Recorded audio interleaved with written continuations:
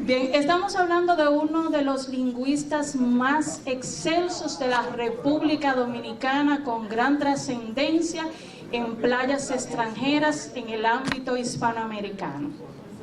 Es lingüista, escritor, activista y crítico de temas sociales. Es profesor emérito de la Universidad Autónoma de Santo Domingo y de otras universidades de prestigio en el país. Ha sido invitado, un intelectual invitado en universidades extranjeras. Es maestro de grado, posgrado, y del ámbito de posgrado ha llegado en el país al más alto nivel como maestro de doctorado. Es una de las figuras más destacadas de la lingüística del siglo XX y XXI en la República Dominicana. Público presente, demos un enérgico recibimiento al doctor Bartolo García.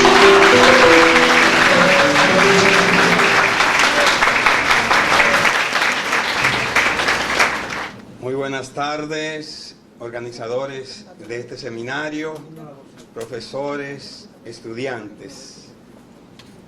Al ver este acto, sobre todo cuando me asomé a la puerta, me rememoró mis años de ingreso aquí a la universidad en los 70, donde el conocimiento era una fiesta, donde las discusiones de los problemas nacionales, filosóficos, políticos, era el pan nuestro de cada día. ¿Qué falta hace en la universidad?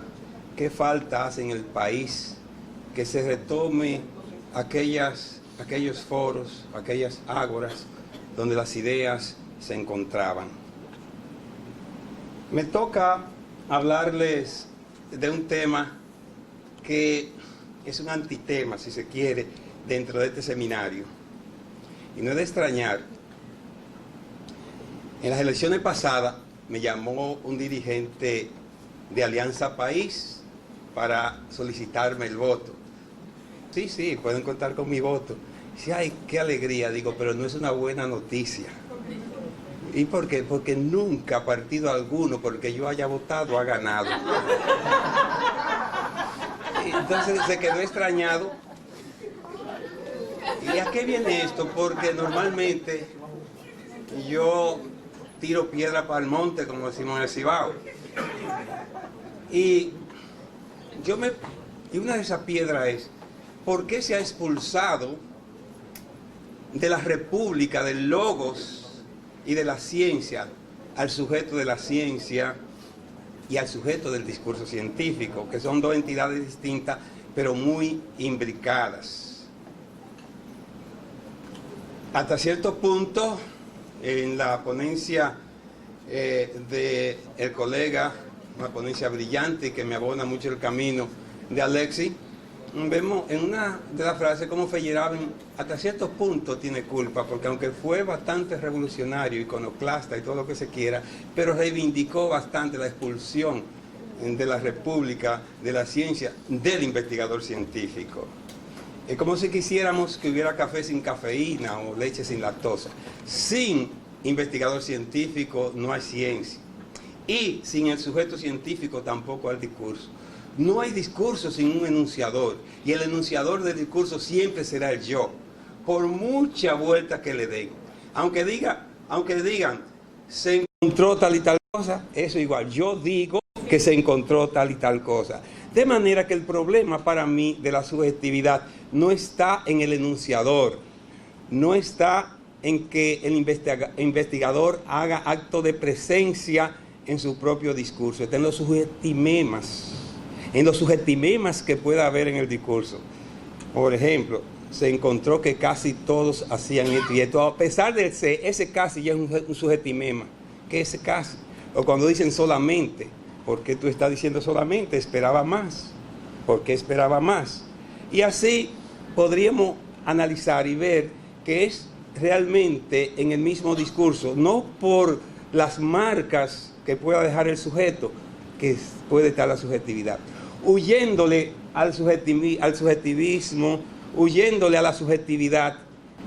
Entonces, mi propuesta es que se restituya, dice, la paradoja de la crisis en República Dominicana, o si quiere le dejo el epígrafe brevemente de Bertrand Russell sobre Aristóteles, una piedra también para el monte, dentro de este mundo donde Aristóteles sin duda aportó mucho, pero no para convertirlo en un dios. Es una paradoja porque nunca como hoy se investiga tanto en República Dominicana. O sea, nunca como hoy había habido tantas maestrías. Nunca como hoy el ministerio que señalaba Alexis, hay incluso un viceministerio de investigación, un viceministerio. Nunca como hoy se había patrocinado tanto la investigación. Sin embargo, es una paradoja porque nunca como hoy se ha tomado en cuenta, se había ignorado tanto al investigador científico. Piensen ustedes en esto, que si alguien somete un proyecto de investigación, no se toma en cuenta si él tiene calidad para investigar, porque quien investiga no importa. Se toma en cuenta la rentabilidad que pueda tener ese proyecto, si está bien formulado o no, pero si esa persona puede investigar, porque vamos a estar claros, no todo el mundo está preparado para investigar, no basta ser profesor universitario para ya usted ser investigador, pero eso no importa. No importa quién lo someta, porque el investigador no importa, y eso es una secuela de no tomar en cuenta al sujeto investigador. Creo que seminarios como estos también deben llamar la atención sobre la necesidad de que se formen a los profesores universitarios también en filosofía de la ciencia, y estoy totalmente de acuerdo con el colega Alexis cuando decía que la historia de la ciencia debería estar pendiente. Yo sostengo que nadie puede investigar de lo que no ama, no solamente lo conoce de que no ama, pero nadie ama lo que no conoce tampoco. Hay que sumergirse en el espíritu de la ciencia. Me he tomado el cuidado de revisar lo que tienen en común todos los investigadores científicos y he llegado a la conclusión de buscar 10 características o cualidades comunes a todos los científicos que han trascendido, para reivindicar que debe haber una tipificación del investigador científico.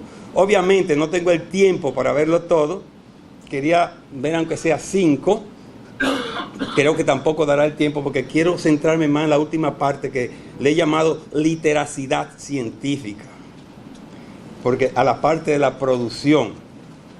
Pero la primera idea que quiero dejar, la primera inquietud, es de que hay que retomar, hay que ponerle énfasis al investigador. Y eso va a conllevar a prestarle más atención a la formación. No la formación solo en metodología. Fíjense que si ustedes, y sé que todos y todas de algún modo han estado en contacto con libros de metodología, noten ustedes que en ninguno se dice nada del investigador científico. Nada, lo ignoran. Y del informe científico, algunos, como Ezequiel Anderés, se toman el cuidado de al final poner algo sobre el informe.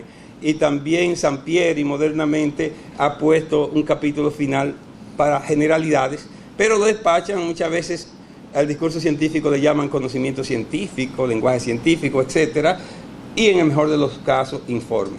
Pero si observan, cada vez que están hablando de lenguaje, como Feyerabend, están hablando del discurso, en realidad, del discurso científico. Cada vez que están hablando de lenguaje, conocimiento, es discurso. Y eso nos lleva a plantearnos realmente de dónde viene esta expulsión. Tal vez la misma concepción de ciencia, que no voy a llover sobre mojado.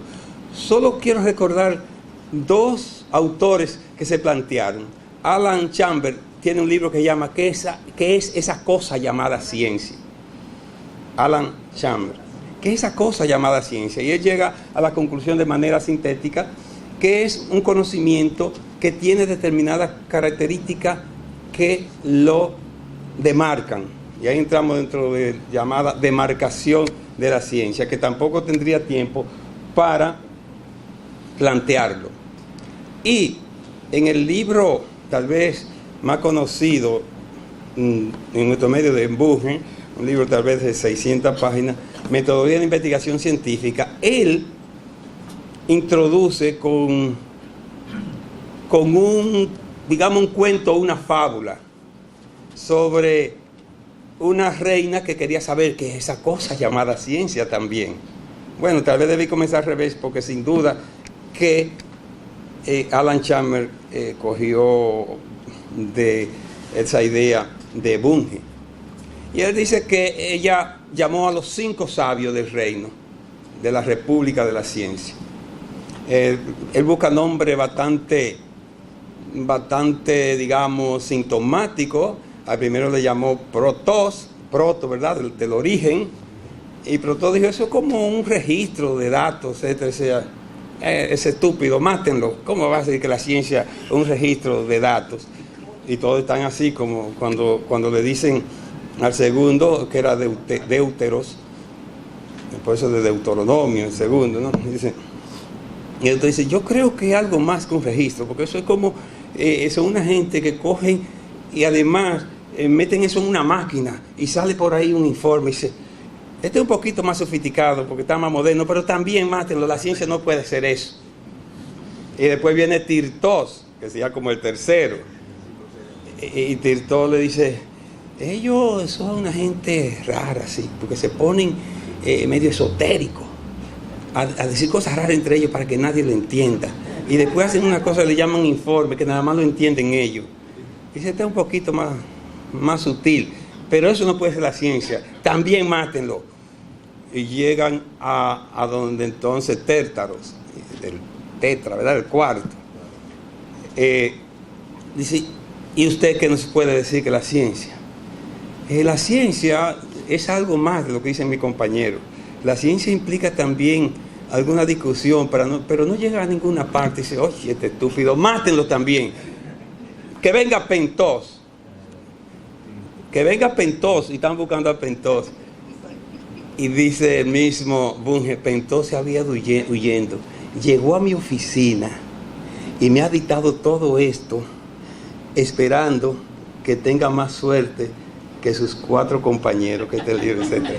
O sea, esa cosa llamada ciencia es difícil si no se tienen elementos demarcativos, y se hace más difícil cuando se elimina al científico. Entonces, me estoy planteando que para eso debemos venir al concepto de literacidad científica. En sentido general, la literacidad, del inglés literacy, sería leer, escribir, pensar, incorporar el conocimiento a través de todo el currículo. Hace unos 25, 26 años, yo propuse, y no es que quiera reivindicar nada para mí, que el eje transversal de todo el currículum debería ser la lengua. Hablaba de macroeje, ¿te acuerdas?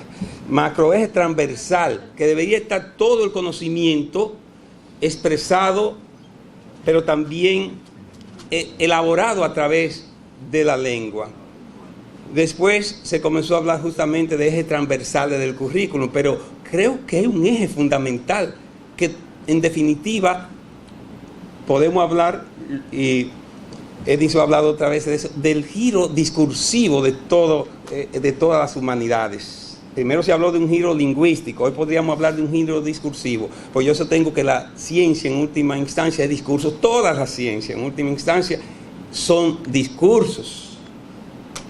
Entonces, ¿qué sería? Literacidad en sentido general sería ese eje transversal de que se escribe en biología, en matemática, se lea, se discuta, se incorporen elementos sociológicos, y ahí es un poco con Feyerabend, de que el científico debe incorporar también los elementos sociales. Ese es un elemento de la literacidad. Ahora, la literacidad científica iría un poco más, sería como una especie de literacidad plus, o sea, sería la misma literacidad, pero incorporada a la epistemología y la investigación. Sería lo que yo le he llamado el enfoque SET, que lo podríamos ver un poquito más adelante. O sea, leer, escribir, discutir, investigar a través de todo el currículum sería la literacidad científica. Y fíjense que la literacidad está de moda. Aquí no tanto, pero hay países que hay hasta maestría y doctorado en literacidad. Le muestro, bueno, después que esto sería, debí decírselo ahorita, aquí está el esquema de la literacidad en sentido general. Ahí no es científica, sino todo lo que implica el concepto de literacidad. Que sería un palo si la universidad, la nuestra, pero las universidades incorporaran dentro del concepto de desarrollo de competencia un método que permeara todas las actividades, que sería el método de la literacidad. Así sí se va a desarrollar competencia. Siempre yo corrijo que me dicen, ¿a ti te gusta el enfoque por competencia? Digo, por competencia no. Orientado al desarrollo de competencia. Porque por competencia parecería, ven esta competencia, después vemos la otra. Orientado a que los estudiantes desarrollen determinadas competencias. Porque lo que quiero dejarles es la idea de la importancia de la literacidad científica para hacer una revolución educativa de verdad. De verdad. Sería, aunque está ahí escrita, pero se hace muy monótono, que las universidades deben establecer, propiciar eventos como este. No lo había pensado, pero se me ocurre ahora mismo. Eventos como este porque permiten confrontar las ideas. Por ejemplo, yo estoy seguro que mucha gente no compartirá conmigo la idea de que el sujeto del discurso, el yo esté presente. Pero eso es bueno que se discuta. Entonces es bueno que se discuta, pero como decía el mismo Alexis, si no nos ponemos de acuerdo, si se coge el mismo modelito, y eso es lo que se conoce, y Aníbal está aquí, y había gente que cuando discutíamos esto dice, pero es verdad, es que nos proyectan el mismo modelo, la misma cosa, y quien se sale de ahí está mal, porque no se concibe que se haga distinto. Es más, yo soy más radical. Yo digo, y con perdón lo que está aquí, que el APA le ha hecho un daño enorme a la investigación científica en la universidad. Porque la han querido, y eso sí es parte también de ese colonialismo. Esa es la forma tal vez más patente. Algo que no fue hecho para investigar, porque eso no está hecho para investigar. No está hecho ni siquiera para escribir un informe. Está hecho para edición, para editar, y ahí te dice hasta el número de páginas que ponga la foto aquí para que te ahorre tanto, etcétera, con una ortografía referida al inglés, etcétera. Las quieren, y ni siquiera para todas las facultades, sino para psicología. Lo quieren imponer acríticamente. Y hecho esta crítica, hablar de que es revisión de la literatura, eso es una falta de propiedad. La literatura es una categoría en español. En inglés, todo lo que es de letra es literatura, pero en español la literatura es una categoría. Segundo, no es solo revisar. No es tan fácil que revisar.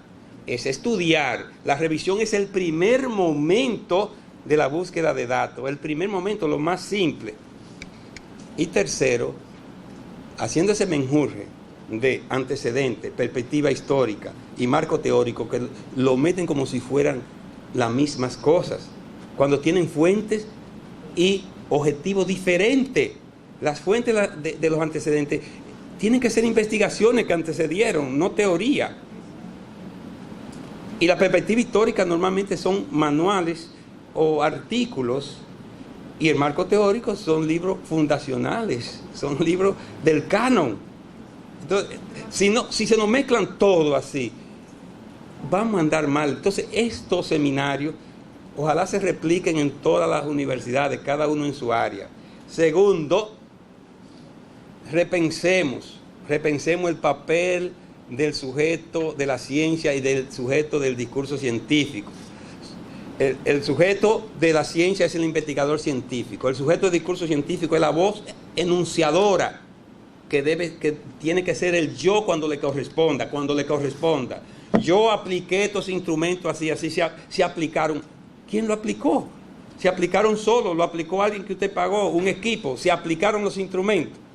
No, yo lo apliqué. Y si no fue usted, entonces preparé un equipo, lo adiestré, que aplicó esto y esto. Ese es el sujeto de la ciencia, la voz enunciadora. Cuando le corresponda al yo, el yo. Cuando le corresponda al sé, el sé. Cuando le corresponda a ellos, los investigadores, es esa voz enunciadora. No tenerle miedo. No es verdad que eso carga de subjetividad. La subjetividad está en el manejo del discurso, en el manejo de eso. Y algo importante que yo reivindico también, que la ciencia tiene su carga de subjetividad, ¿por qué no? Lo que no puede contaminar. Sin subjetividad no hay investigación. Sin pasión por la ciencia y por conocimiento científico, no hay ciencia. Ahora, lo que debe tener esa capacidad, como señalaba Alexis, por eso dije que me abandonó el camino, científicos que fueron hasta un tanto supersticiosos, y para mí eso le da mucho más mérito, religiosos, fueron los religiosos los que construyeron la ciencia, especialmente en el siglo XVII, eran todos ligados a la iglesia, pero tuvieron esa capacidad de separar lo emocional en el momento dado de lo epistémico, y eso lo hace grande. Sin esa ilusión, sin ese deseo de aportar, de descubrir, no se llega a ninguna parte. En la polémica ya antológica entre Popper y Bunge, o sea, entre el comprobacionismo de Bunge y el falsacionismo de Popper, Popper le decía, un científico puede comprobar 1000 veces algo que es falso. Y pone un ejemplo clásico de los cisnes, que eso está en todos los libros, que dice que todos los cisnes son blancos, y vuelve y lo comprueba que son blancos con un blanco, y bastaría que aparezca uno negro y ya quedó falsada. Entonces dice Bunge, sí, está muy bien, pero el científico lucha ante todo por comprobar lo que quiere, y eso es lo que da emoción, saber que comprobó. Entonces, yo digo, realmente a veces hay discusiones que los dos están aportando. Fíjense que para mí, sin creer en eclecticismo, los dos tienen razón, son complementarios. Lo que hay que hacer las dos cosas. Es como cuando nos enseñaban a restar, que nos hacían, ahora sumen a ver si le da lo contrario. Esa es la falsación que aplicaban en matemática. Usted multiplicó, muy bien, ahora reste. Divida, sí, gracias. Y entonces lo llevaban a lo contrario. Ese es el falsacionismo de Popper, claro, en su forma más simple. Entonces, los dos son aplicables. Y finalmente, muy agradecido por el honor, el privilegio de invitarme a este evento y de la atención de ustedes. Así que muchísimas gracias.